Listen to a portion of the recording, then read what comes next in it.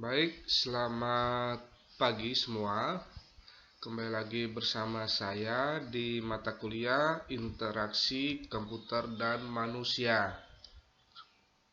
Adapun pada hari ini ada beberapa topik yang akan saya bahas. Ada dua topik. Yang pertama itu terkait tentang pengertian ragam dialog dan karakteristik ragam dialog.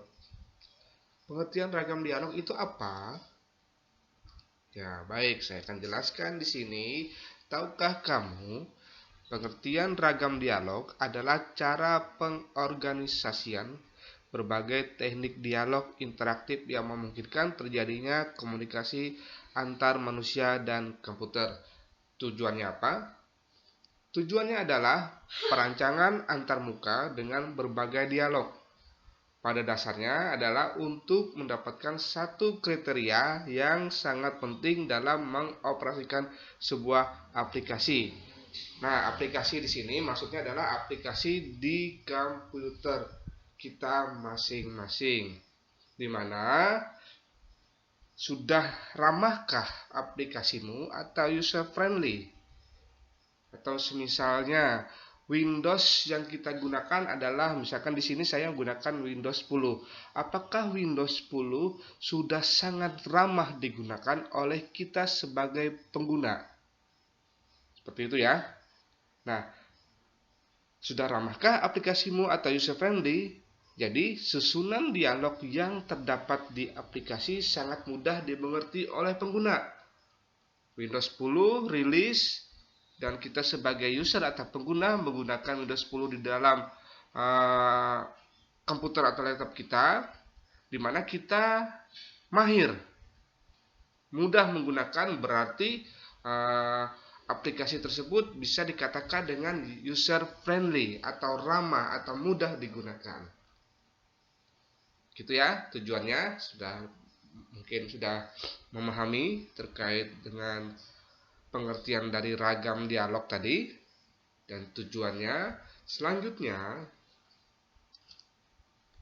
sifat ragam.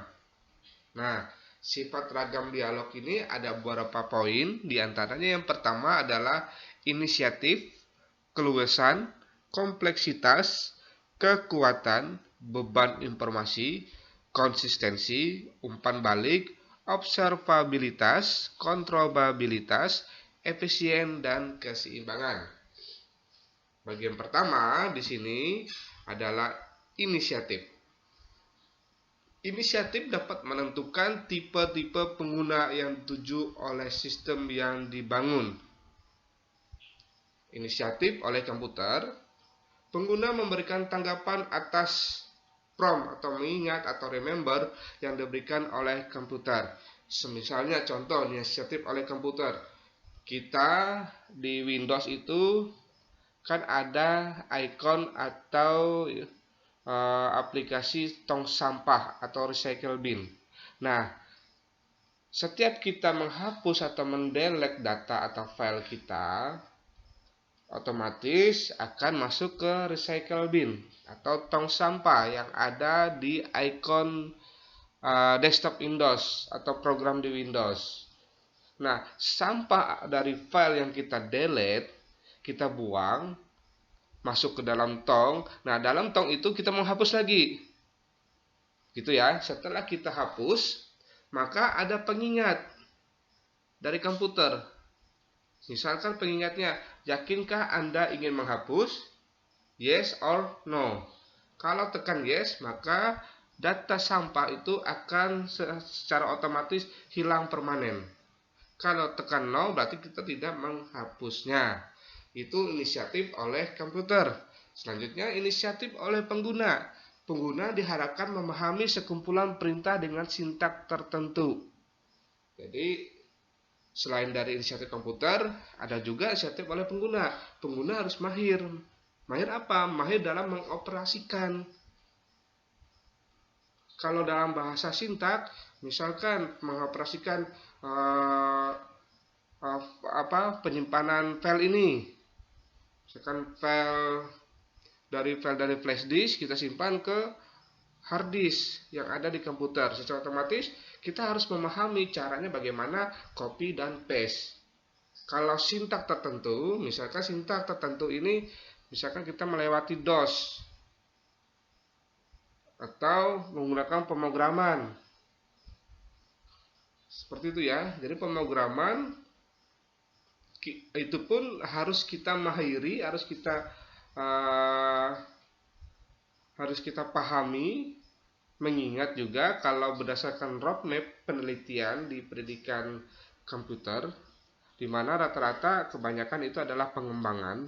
Jadi pengembangan berarti mengembangkan sebuah aplikasi. Nah, kita harus juga bisa memahami sintak-sintak tertentu. Misalkan multimedia, sintaknya misalkan sintak ke Flash media, Adobe Flash, misalnya gitu kan, kita harus memahami itu. Misalkan ada juga yang mengembangkan website, berarti kita harus memahami terkait tentang PHP. Nah, kalau di dalam komputer kita harus memahami bagaimana cara mengoperasikannya. Begitu ya. Baik, selanjutnya yang kedua.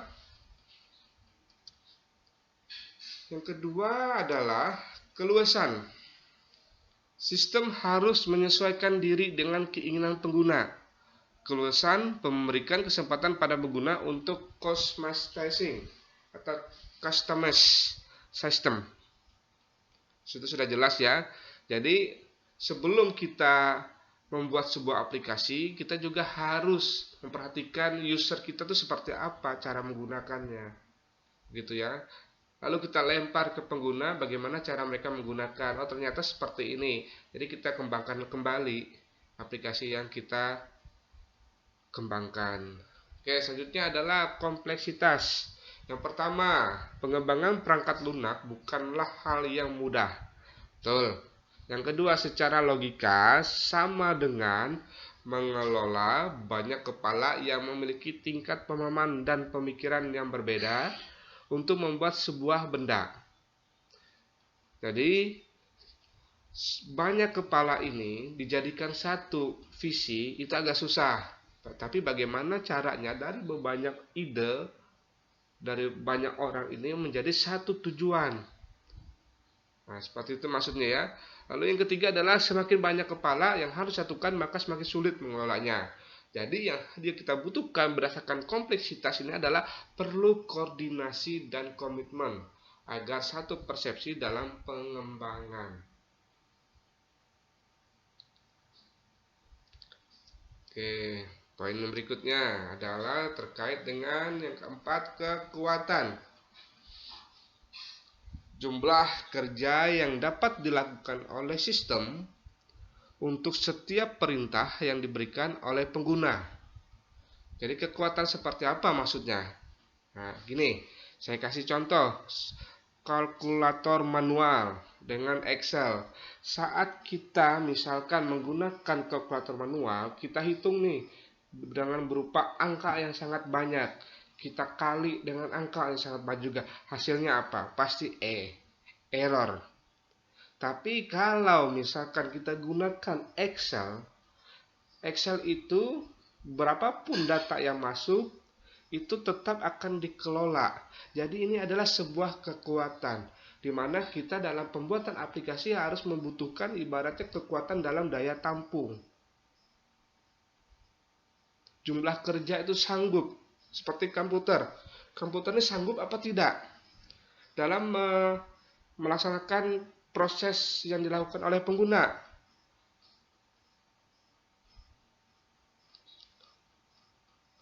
Misalkan dengan kondisi RAM 1 GB, tetapi kita gunakan aplikasi yang sangat berat, apakah yang terjadi?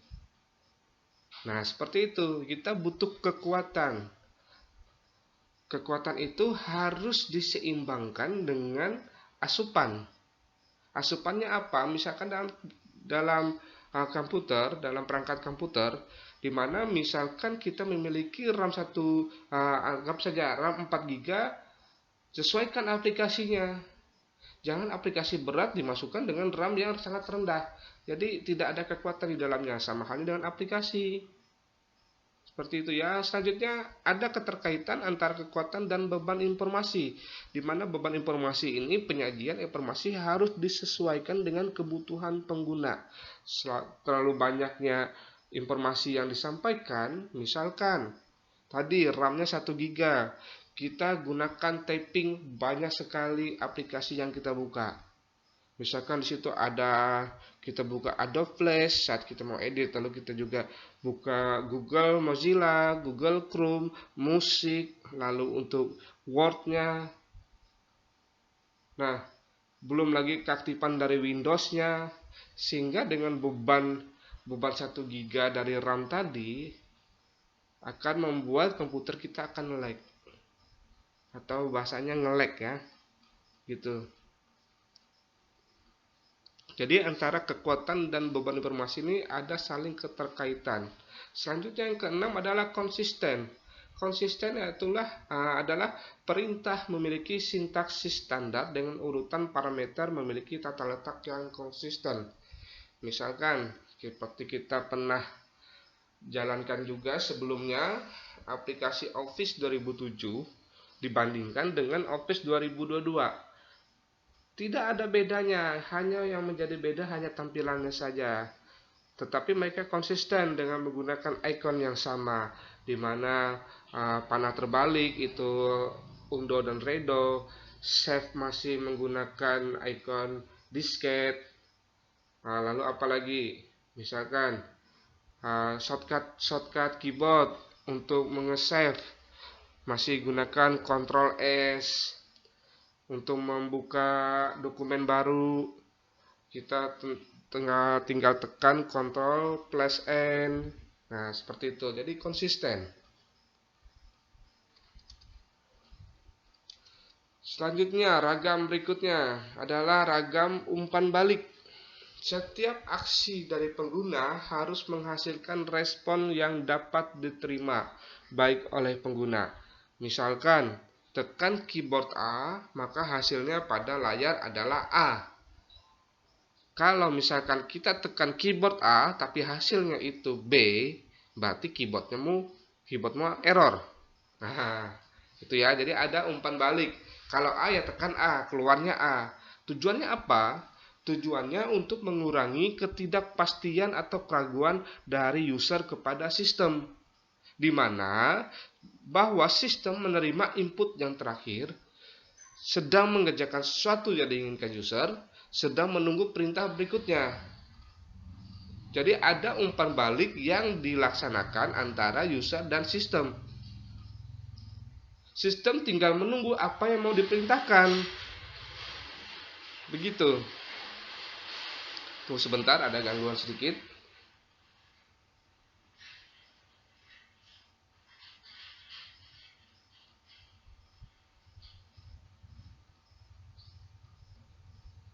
Kadangkala kita user pasti memiliki keraguan dalam mengoperasikan sebuah sistem.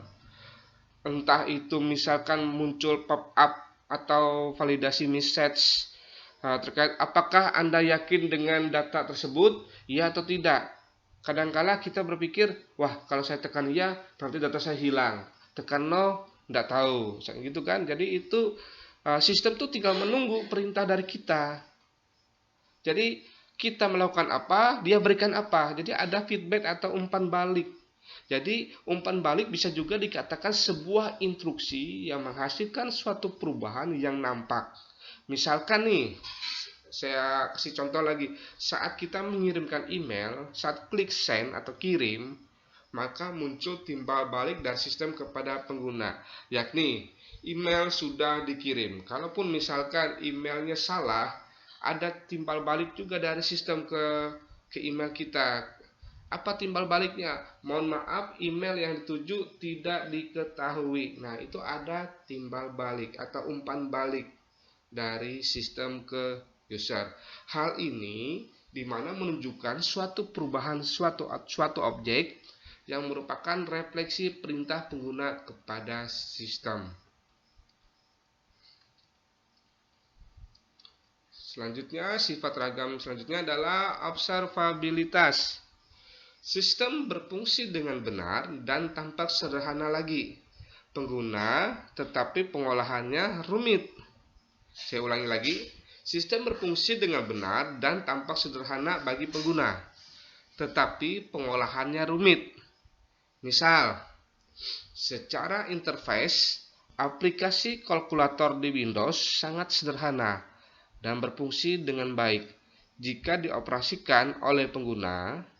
Akan tetapi dioperasikan oleh pengguna sangat mudah sekali. 1 tambah 1 sama dengan 2. Akan tetapi dalam pembentukan sebuah aplikasi kalkulator yang ada di Windows tersebut sangat rumit dengan algoritma di dalamnya.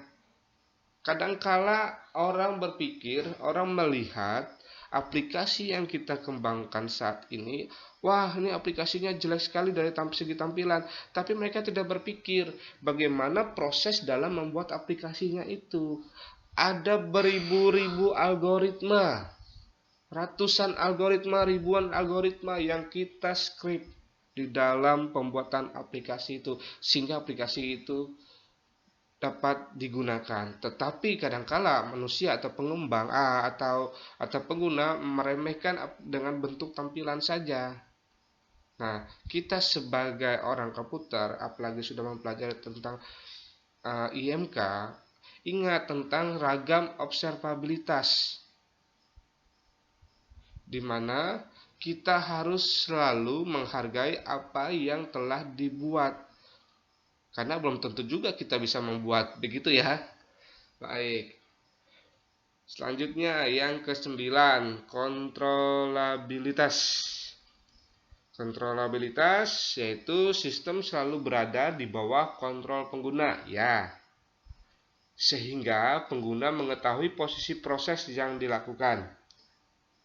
Dialog yang memiliki sifat ini harus memungkinkan user agar menentukan di mana sebelumnya dia berada, di mana sekarang dia berada, kemana dia akan pergi, apakah pekerjaan yang dilakukan saat ini dapat dibatalkan.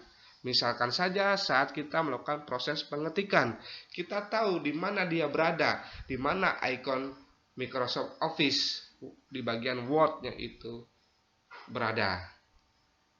Misalkan kita letakkan ada di all program atau di desktop. Di mana sekarang dia berada? Kita tahu dia berada di situ. Kemana dia akan pergi? Misalkan kita dalam penyimpanan file, setelah kita pengetikan, selesai kita mengetik, lalu kita Ctrl S, kita save, kita pindahkan dia, file itu dijadikan file di dalam folder, di dalam partisi, dan kita simpan di dalam folder. Nah, kita tahu dia kemana arahnya. Lalu pada saat kita pengetikan juga, kita apakah saat pengetikan ini, proses pengetikan ini bisa kita batalkan apa tidak? Nah, itu semua kontrol dari kita sebagai pengguna. Jadi itu dialog, sifat ragam dialog di bagian ke-9, yaitu kontrolabilitas. Selanjutnya, efisien sangat penting jika berpengaruh pada waktu, tanggap atau laju penampilan sistem. Seringkali menggunakan teknologi baru. Ya, efisien. Sifat ragam efisien ini berpengaruh pada waktu, tanggap dan laju penampilan sistem. Sistem akan laju kalau perangkatnya juga mendukung. Kalau posisinya loading, nah, dialog antara sistem dan pengguna cuma satu, tinggal tekan keyboard yang dengan lambang atau ikon off, secara otomatis tidak ada dialog lagi. Nah, tetapi jika dia bisa dinyatakan efisien, digunakanlah dengan teknologi baru atau komputermu di-upgrade seperti itu, sehingga dialog itu selalu berlangsung. Selanjutnya yang ke-11, keseimbangan. Perbedaan antara manusia dan komputer. Nah, keseimbangan nih. Jadi sifat ragam keseimbangan manusia. Keseimbangan manusia dapat menangani berbagai macam persoalan yang berurusan dengan perubahan lingkungan sosial. Sedangkan komputer dapat melakukan pekerjaan yang berulang atau rutin, menyimpan dan mencari data yang handal, dan memberikan hasil yang akurat kepada manusia. Nah, jelas ya, selanjutnya kita akan membahas terkait kategori ragam dialog. Apa saja kategori ragam dialog ini? Nah, yang pertama, command line dialog atau dialog berbasis perintah tunggal. Artinya, perintah-perintah tunggal yang dioperasikan tergantung dengan sistem operasi yang dipakai. Terbagi atas apa command line dialog ini? Perintah dalam, internal command, yang tidak memerlukan suatu berkas exe atau com tertentu. Contoh, dir. Ini adalah penggunaan di command prompt atau CMD, command prompt. Dir ini akan menghasilkan atau membuka seluruh folder yang ada di directory atau di partisi. Di sini saya gunakan di partisi C, di mana di partisi C ini akan dimunculkan semua folder-folder yang ada di partisi C dan di folder user/Yayan Adriano. Selanjutnya, perintah luar yang memerlukan suatu berkas exe atau com tertentu. Contoh, mkdir. Mkdir ini biasanya perintah luar, di mana kita diminta, misalkan kalau di CMD ini adalah seperti membuat file, membuat folder, menghapus folder, memindahkan folder, memindahkan file. Nah, itu perintah luar. Selanjutnya, programming language dialog. Artinya, dialog yang dikemas sejumlah perintah ke dalam suatu bentuk berkas file berupa batch file seperti assembler, Pascal, program C, Fortran atau Basic, atau Python. Tetapi tetap harus mengikuti aturan-aturan tertentu. Nah, ini adalah tampilan dari aplikasi Python, tapi saya gunakan Witrischool secara online. Jadi di bagian sebelah kiri Anda ini adalah sintaknya, dan sebelah kanan Anda ini adalah hasilnya, di mana nilai A sama dengan 43, nilai B sama dengan 33. Jika A lebih besar dengan B, maka hasilnya A lebih besar dari B. Jika tidak, A sama dengan B, hasilnya A dan B adalah sama. Jadi A, B ini jika kita nilainya 33 dan B 33, maka hasilnya adalah bagian yang kedua, A dan B are equal. Tapi kalau A-nya lebih besar dan B-nya lebih kecil, maka hasilnya keluar yang pertama. Nah, ini adalah programming language dialog. Jadi ada perintah yang berupa bentuk berkas, dan perintah itu dimasukkan dalam suatu file dan berupa batch file seperti ini. Nah, jadi saya harapkan juga kepada mahasiswa-mahasiswi, mumpung masih semester 3, ayo kalian belajar untuk pemrograman desktop dengan menggunakan pembahasan atau bahasa dari Python. Sangat mudah sekali, tinggal kalian banyak membaca dan mencari tutorial terkait hal tersebut. Selanjutnya, antarmuka berbasis alami. Artinya, dialog berbasis bahasa alami merupakan dialog menggunakan bahasa yang mudah dimengerti oleh manusia. Contoh, saya misalkan saya sebagai adminnya di BAK. Saya meminta kepada rekan kerja saya di BAK cetak data mahasiswa yang memiliki IP lebih dari 3,0. Nah, itu bahasa yang dimengerti oleh manusia. Tapi bagaimana bahasa ini dimengerti oleh mesin? Berarti kita menggunakan bahasa pemrograman. Kurang lebihnya seperti ini. Sama yang seperti saya jelaskan di sebelumnya, yaitu tentang programming language dialog. Bahasa alami dan bahasa pemrograman itu beda. Kalau secara pemrograman dijabarkan dengan bahasa mesin. Dengan secara alami kita jabarkan ya hasilnya. Misalkan cetak data mahasiswa yang memiliki IPK 3.0. 3.0 itu siapa saja? Emil Tobias Linus memiliki IPK 3,0.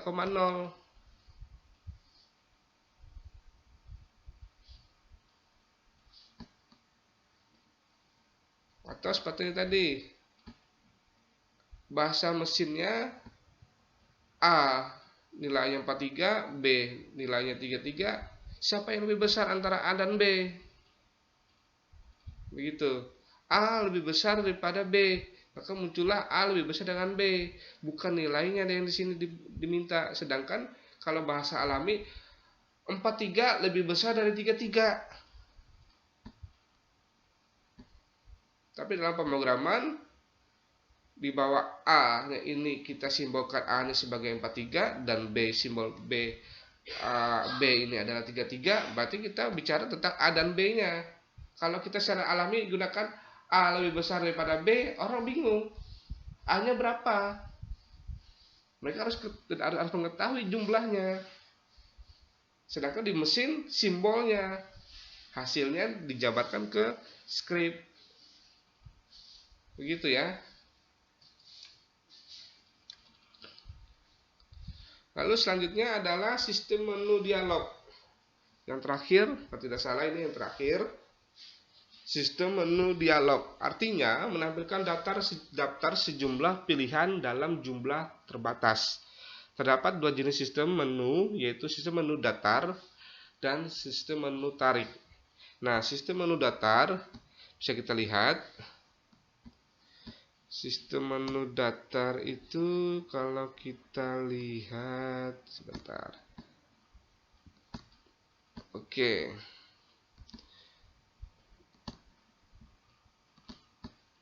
Nah, ini adalah menu datar. Jadi semua menu dijabarkan dalam sistem, tinggal kita pilih. Sedangkan sistem menu tarik atau pull down ini misalkan kayak new item ini, ada tanda panah atau easy access, move to, copy to, open. Nah, ini tinggal klik misalnya gitu, nanti muncul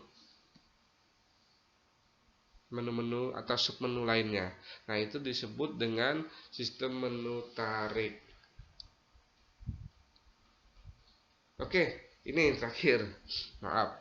Selanjutnya dialog berbasis pengisian borang. Artinya dialog di mana pengguna atau user dihadapkan ke suatu bentuk formulir di layar komputer yang berisi sejumlah pengisian data dan opsional yang telah ditentukan. Misalkan seperti tampilan ini, di mana kita disajikan angket alumni, harus mengisi nama alumni, nama pertama, nama terakhir, NIM, dan sebagainya. Nah, ini bisa dikatakan adalah dialog berbasis pengisian borang. Misalkan juga saat kita membuka akun, kita di situ ada user, ada password, pengisian biodata, buat akun email, dan sebagainya. Intinya, dialog berbasis pengisian borang ini ada form yang kita isi di dalam sistem. Dan isian ini akan menjadi suatu database dari sistem komputer yang dikembangkan. Baik, begitu. Semoga dapat dipahami. Saya harap kepada mahasiswa A4 maupun B4, kita menggunakan sistem model pembelajaran blended learning, di mana sebagian tatap muka dan sebagian juga kita menggunakan sistem secara online. Tetapi tidak merubah esensi dari mata kuliah ini. Jadi dari paparan presentasi tentang ragam dialog untuk IMK, saya harap berikan komentar di bawah untuk berdiskusi. Jadi hasil dari diskusinya akan saya lihat seberapa aktifnya Anda di dalam kelas. Begitu, terima kasih saya ucapkan. Selamat pagi, salam sejahtera untuk kita semua.